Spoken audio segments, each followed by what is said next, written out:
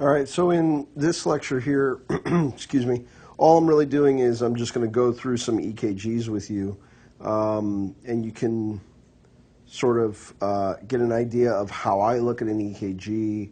Maybe it'll help some of you that may still be struggling with certain things. Hopefully this will help you out. So looking at this EKG, first of all, I just want you to take a second when I bring up these EKGs, just kind of take a second at the beginning there and try to figure out what it is. Now remember, the easiest way to really figure out what each of these EKGs is to follow the 5 rules.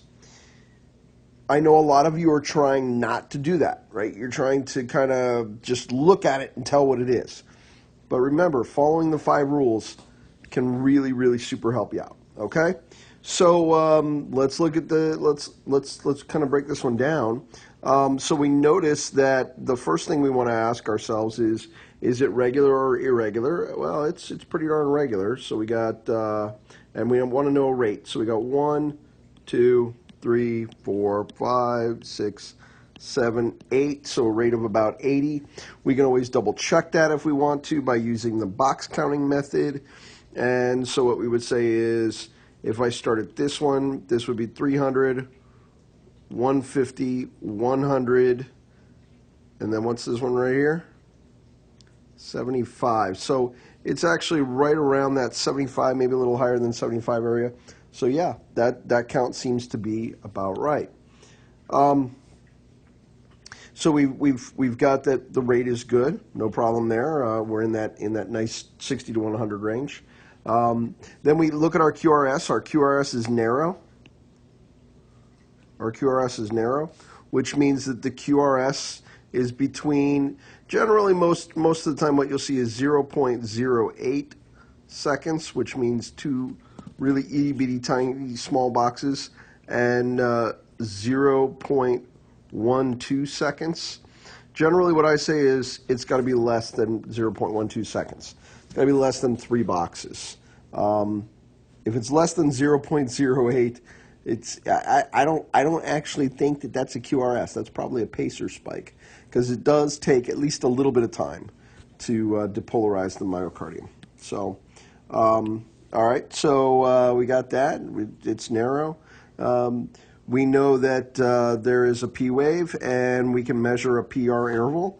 And so we measure our PR interval, and generally what I do is I try to find a P wave that kind of falls at the beginning of a box. It doesn't necessarily work there, but you can see that if that box were scooted over a little bit, the R wave would fall within the same box, and that tells me, boom, that's good. This is not a first degree or anything crazy like that. The PR interval, is it constant? Yes, it is. It's the same PR interval the entire time. Is the P wave upright? Yes, it is. Is the P wave before the QRS? Yes, it is. So, you know, is this, what do you guys think this is? We don't have to go through the rest of it because we know all about the P wave at this point. So, yeah, this is sinus, obviously. Some people would say NSR. I don't necessarily believe in the whole N thing. I just say SR. Sinus rhythm. It is sinus rhythm. Looks good to me. I'm pretty happy about that, and I'm sure you are too. That's an easy one. Moving on. All right, so take a look at it here. Give yourself just a second to look over it. Pause this if you need to, if you want to take time and actually, you know, take a look at what this is.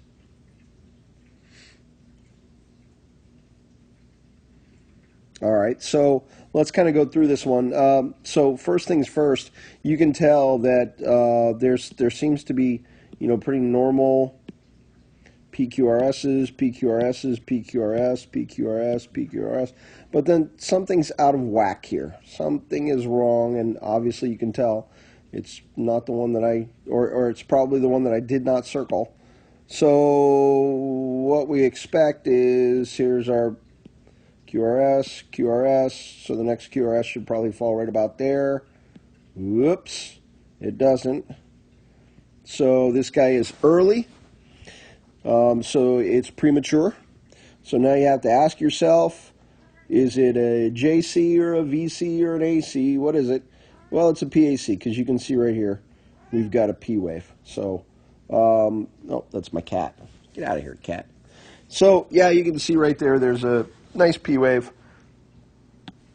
So that is a PAC, or sinus rhythm with a PAC. And you know what really tips me off that this is just a sinus rhythm with a regular old PAC is this is really the only thing that's out of whack here.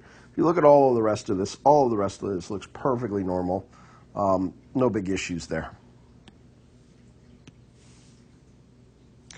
Okay, I'm missing one. Moving on.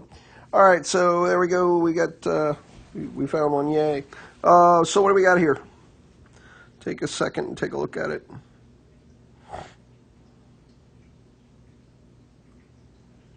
So I know this one is kind of small, but you can kind of see it again. There's our QRSs. There's our QRSs. There's our QRSs. There's our QRSs. I would expect the next one to be there. Uh-oh. This guy is early. All right, so what is it then?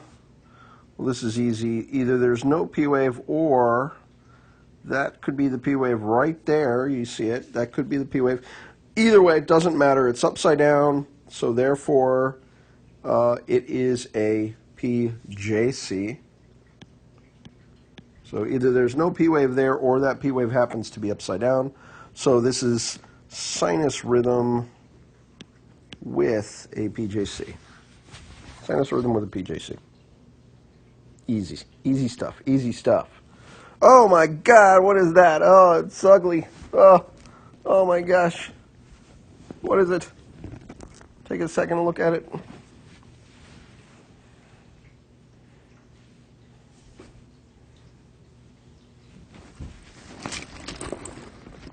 All right, so what do we got here? We have sinus rhythm. So looking at all of this way, you look at that, you go, well, that all looks okay. That's sinus rhythm. But then, yeah, we got this thing going on over here.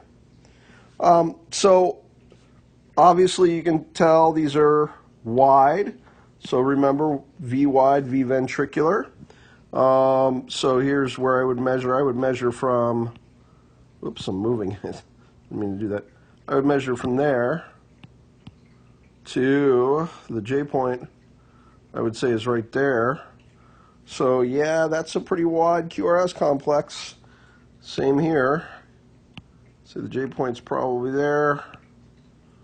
Yep, wide QRS complex, way outside of 3 little boxes. So what do we got here?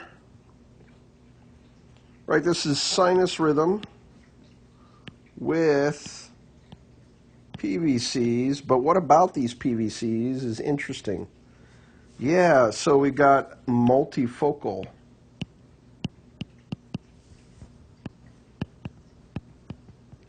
And if you wanted to be absolutely correct on this one, you would say that we have sinus rhythm with multifocal PVCs. What else do we notice about it? Oh, there's something else. There's something else, because the 2 PVCs are together. That is called a couplet. So we have sinus rhythm with couplet multifocal PVCs. Wow, that's a mouthful. All right, there you go. That's what we got. All right, take a look at this guy right here. What do you got? What do you got?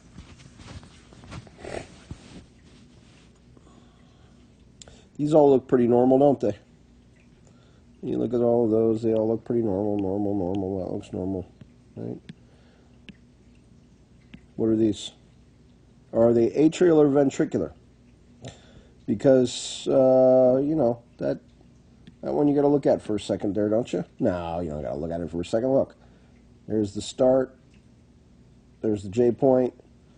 That's about one big box, maybe a little bit more than that. That is most definitely a wide complex. So we know it's a PVC. I mean, we wouldn't really call it a PVC because it's not coming early or anything like that. But what we do know about it is that it comes on every other beat. So this beat, then this one, then this beat, and then a PVC, and then a beat, and then a PVC, and then a beat, and then a PVC. So what do we call this? Bigeminy.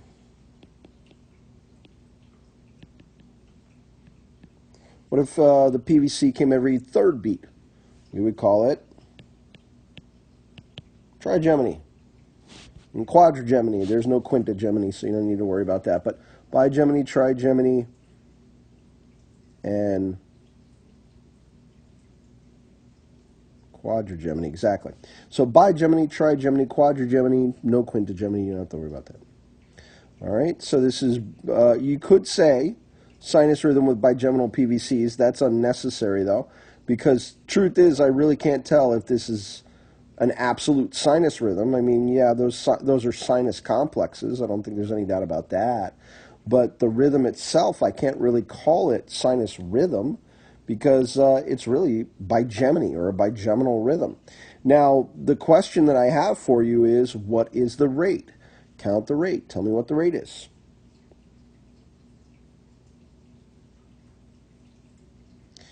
The answer is probably somewhere around 55 for the rate. 1, 2, 3, 4, 5. We're almost at the sixth one there. Almost at the sixth one there. So I would say, you know, somewhere around the 50s, 55, 56, somewhere around there.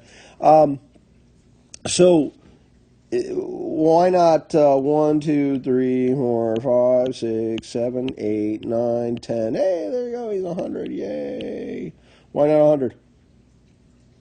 Because PVCs don't count. Do not count PVCs, period. Plain and simple. In my class, you never count a PVC. You never count a PVC. That is not part of the rate. The only way you can tell if that PVC is actually conducting is to take a pulse. You have to touch the patient. And if you touch the patient and you see that the rate is 100, then that tells you that these PVCs are conducting. That's generally not a good thing. If a PVC doesn't conduct, it's usually not all that dangerous. Bigeminy can definitely be dangerous because what you could eventually slip into here is that, you know, we wind up getting rid of all of these regular complexes and the ventricles take over. And then we're looking at, you know, if we looked at this without all of those complexes, we're looking at like an accelerated idioventricular or even a VTAC eventually, you know, as the heart rate would speed up to try to keep cardiac output up. So, yeah, that's not necessarily a good thing. Your patients usually complain of some syncope, some dizziness feeling, those kind of things. Generally, the best thing to do with the bigeminy is to sort of take a watch and wait approach to it. There is a potential treatment for it in the form of amiodarone, but then you really want to make sure, and that would be the 150 into 100 milliliter bag and run over 10 minutes, right? But you really want to be careful about that because if these PVCs are conducting, then what you're going to do is you're going to take away these PVCs, leaving only this rate here. You're going to leave only the underlying rate. And, you know, in this particular case, I'm looking at a rate of 55, probably not going to cause a huge problem for the patient. But imagine if this was a bigeminy with an even slower rate, where it's down at 40 or something like that. You start taking those PVCs away, if they are conducting, that's really going to be harmful to the patient. That's really going to be detrimental to their health. So you really have to be careful and you really have to watch. Most of the time, what most protocols and you know, even national standards would say is sort of take a watch and wait approach. Most of your bigeminis are pretty stable, and you know, just kind of take that watch and wait approach and see what happens. Keep an eye on your patient. Obviously, the best thing you can do right away, O2. You can give O2, and it will actually potentially help. There's something going on that's causing irritability and excitability in the heart, and you know, again, with this being more of a basic cardiology class, I won't go too deep into that. But, you know, really, I'm the kind of guy, I will let sleeping dogs lie, provided it's not causing too many problems to my patient. If it really is causing a lot of problems to my patient, then I may wind up treating with amiodarone. But again, it's kind of a toss-up on that one. All right, let's look and see what we got here. Oh my gosh, that looks terrible. What is it?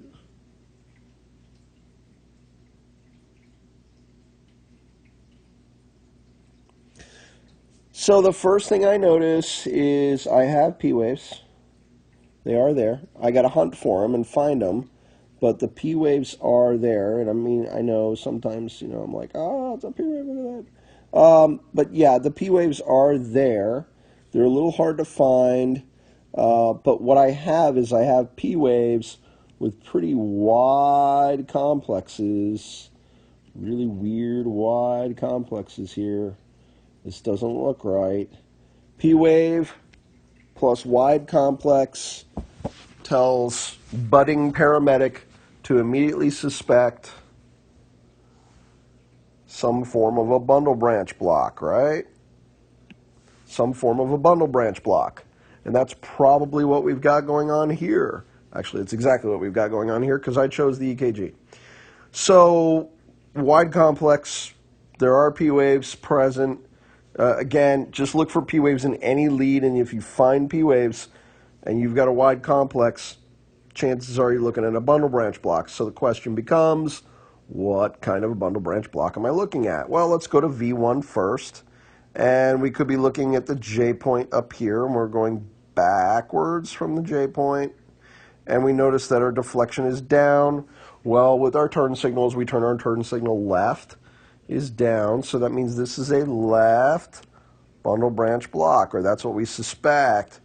But that's not the only thing that we have to check, right?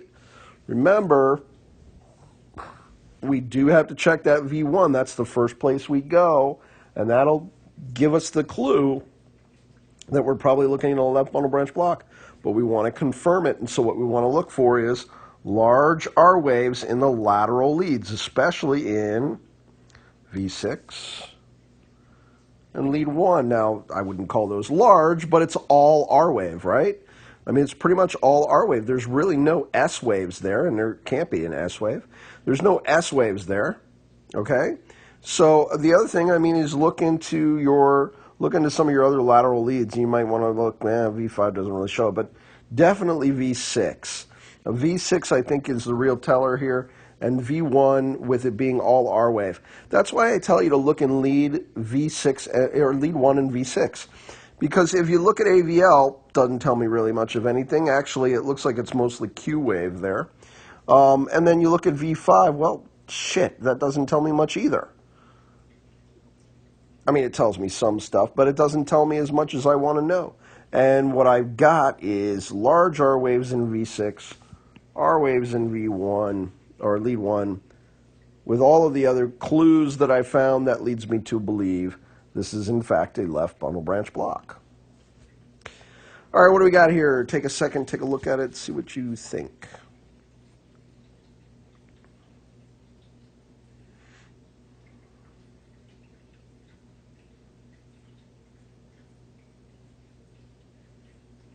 So some of you are thinking right now, okay, this is not an easy one. It's not. It's not an easy one.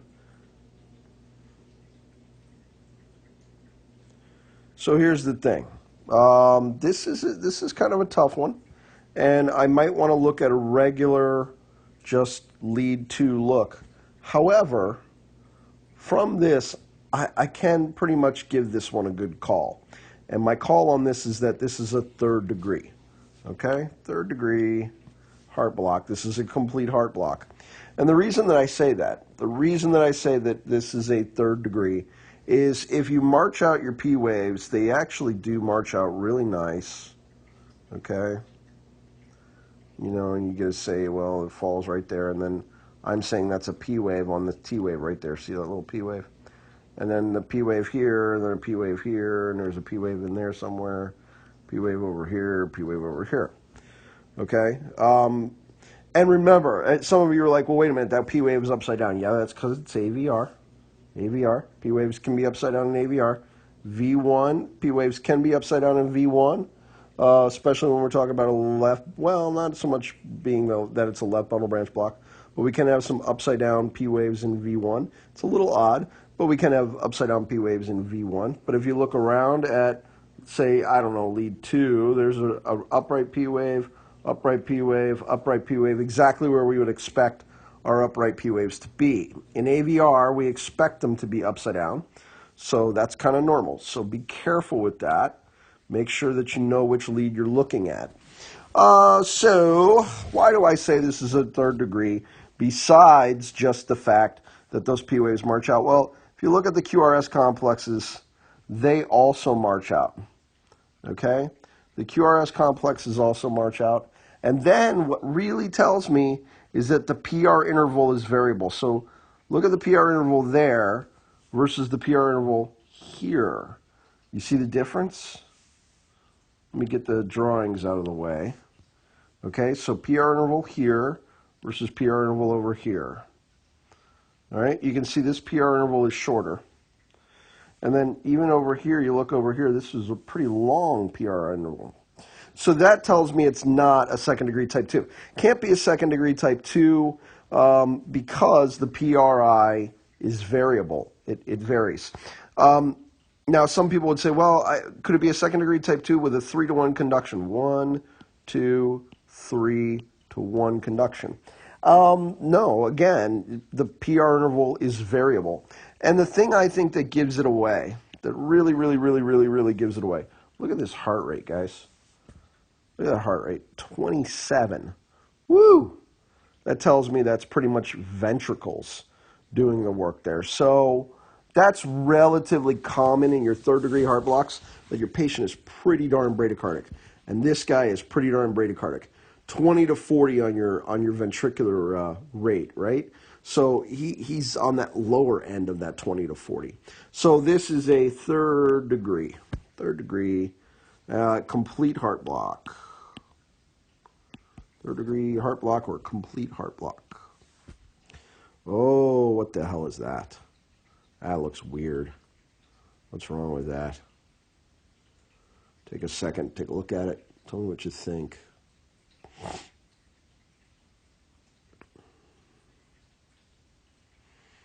All right, some of you have it figured out. There it is. It is a third degree heart block again.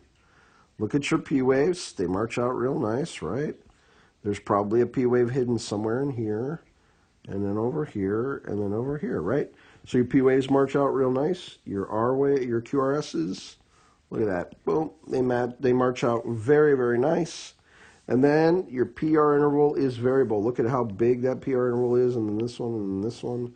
That means that there's no communication between the P wave and the QRS. No communication between the P wave and the QRS. The other thing that's kind of a giveaway on this one, 1, 2, 3, 4, 5. That's not an absolute giveaway because you could have a second degree type 2 that's bradycardic, no doubt.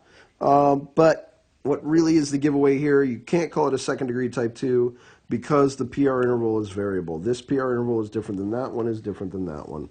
So the PR interval is variable. What I see out of the R to R is regular. That tells me a lot. When the R to R is regular like that, that tells me a whole lot. So that tells me that the ventricles here are just, they're doing their own thing. And then the atria over here, they're also doing their own thing. So, third degree, complete heart block. All right, take a second, take a look at this one, see what you think, see what you're thinking, see what you got.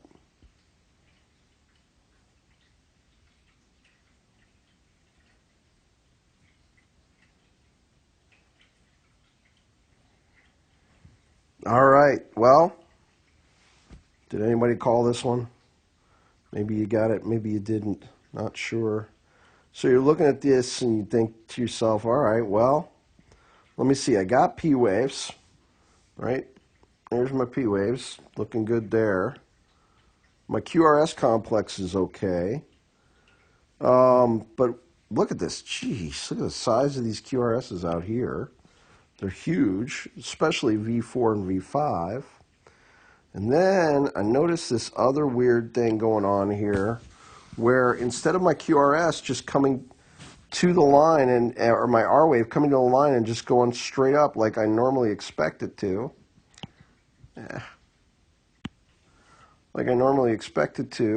right? It sort of goes lazy up, and then we have our QRS. That is called a delta wave. Delta wave. Delta wave. And what does that mean? Wolff Parkinson White. Wolff Parkinson White is what I'm seeing here. Again, I don't want you to think, well, okay, the bundle of Kent is on the left-hand side, the lateral side, so that means that my leads leading into lateral or anterior lateral should be very large. That's kind of true in this case, but that's not in all cases, so don't get used to seeing that. The other interesting thing that I see here is if you look at this P wave, it's kind of crawling onto the QRS, isn't it? Look at the P wave. It's like it's trying to do it with the QRS. So it's kind of a shortened PR interval, but what really gives this one away, honestly, is the delta wave. The fact that instead of going straight up, we normally expect it to come to a line, go up, and come down, and then back, and then it doesn't do that. It kind of goes lazy upward, and then like that. Okay, so this is pretty classic Wolff Parkinson White. Almost skipped one. All right, take a look at it. See what you think. See what you're thinking. What's the giveaway on this one?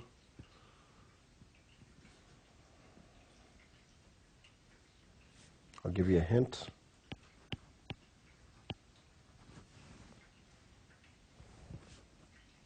It's irregular. It's irregular.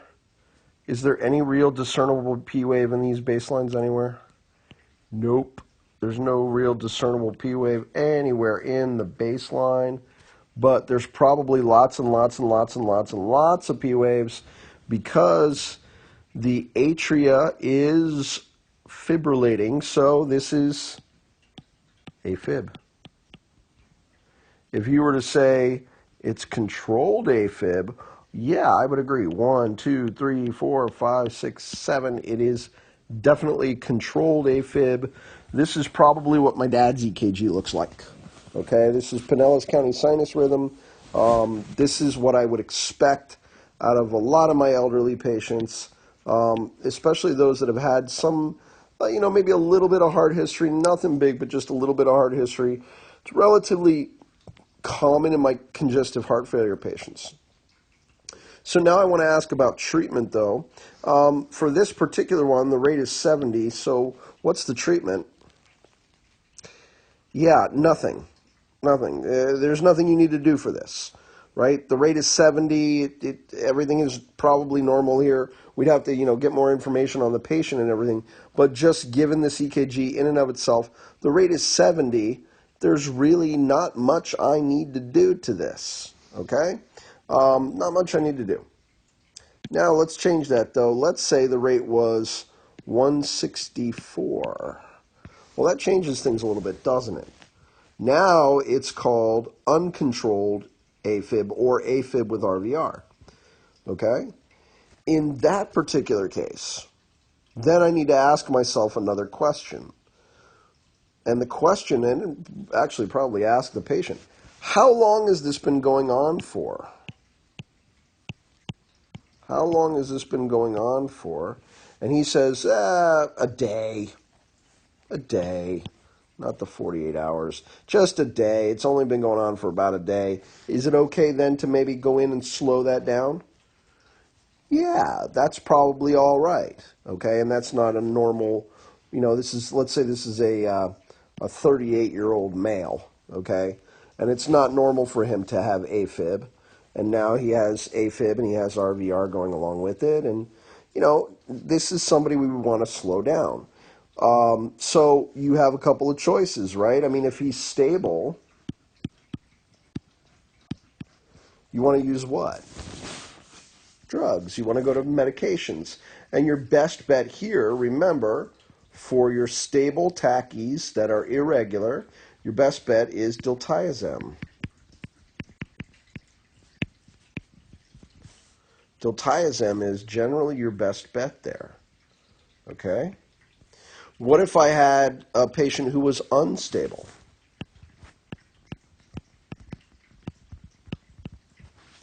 Then my best bet, right, is cardioversion, right? This is a patient that I would want to cardiovert, okay? And I would cardiovert them at what joule setting? My favorite, right? 100.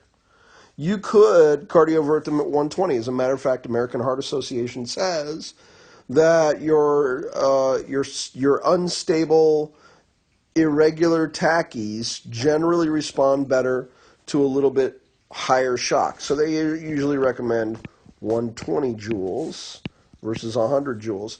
But honestly, there's not a huge difference in that. And I think that it's easier to say 100 joules on just about everybody. That's kind of where my starting point is. You can always move up from there if you need to. If this patient was greater than 2 days, then this is a patient, and again, this is a patient that has some sort of a history of AFib or something like that. But if this has been going on for greater than 2 days, then it's something I really want to be careful slowing down. Okay, that I'm going to probably consult med control, or I'm going to consult the doctor at the hospital that I'm going to, and see what they want to do. American Heart really says, hey, listen, if it's been more than 48 hours, there is some concern for blood clot. Now, again, if we're talking about a 32-year-old male patient, what are the chances? Not very high. But most of the time what we see this unstable AFib in is we see that more in our elderly patients, and then it is a big concern. Okay? So then we want to be a little bit more cautious. Maybe consult medical control, maybe consult the doctor at the hospital you're transporting to, something like that. Just get an idea of what they think. Again, unstable, it's probably something that we're going to have to treat, but we're going to have to use a lot of caution with that. If that patient is unstable, see if you can get somebody on the line. I mean, obviously, if they're really, really super unstable, you got to do what you got to do. But most of the time, your AFibs are not these patients that are super unstable. And usually, if they're unstable in AFib, they didn't wait 24 to 48 hours to call you. They didn't wait 24 to 48 hours to call you. They called you. They were unstable. They went into AFib and they passed out and they're laying on the floor and the wife found them and calls. Yeah, that's something you need to slow down, right? Your stable patients, a little different. All right, what do we got here?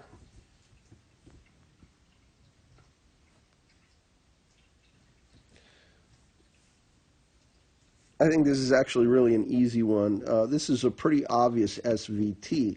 Now, on the very next slide, the next slide that I have coming up, I have one that's similar to this.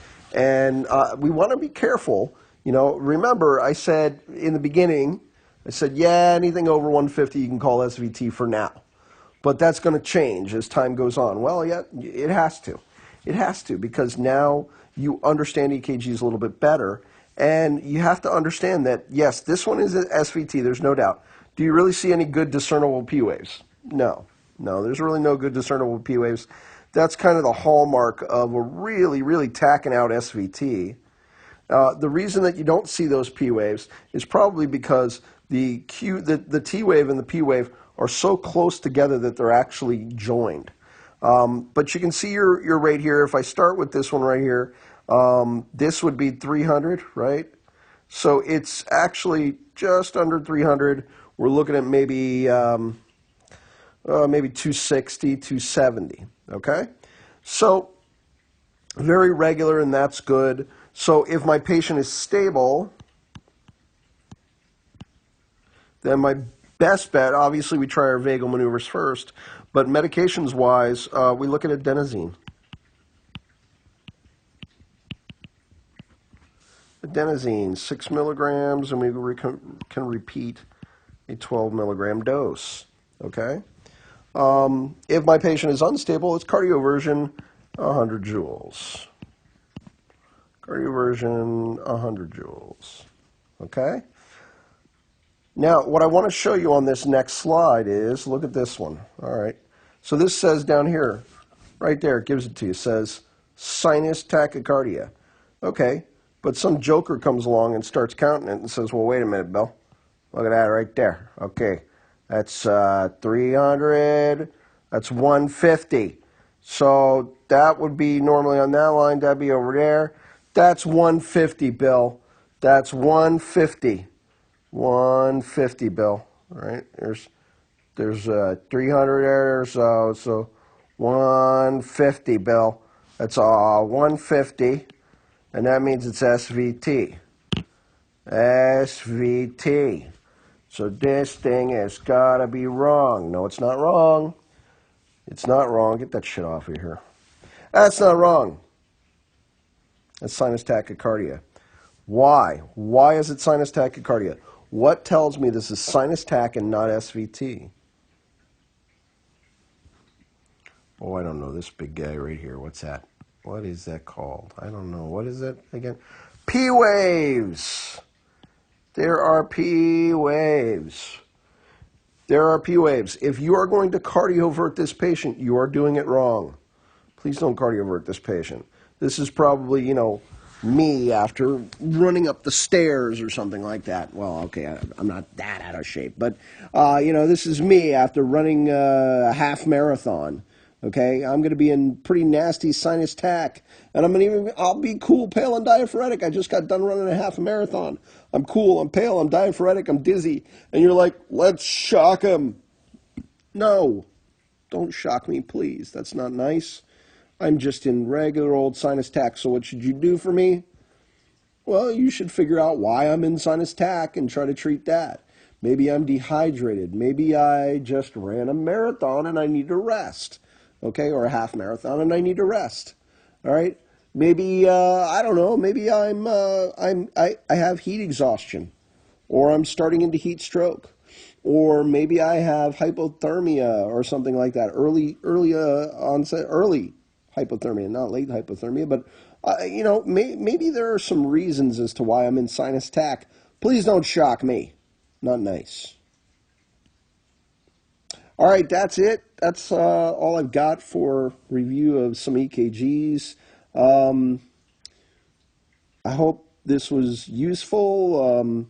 For most of you, it was probably just good review.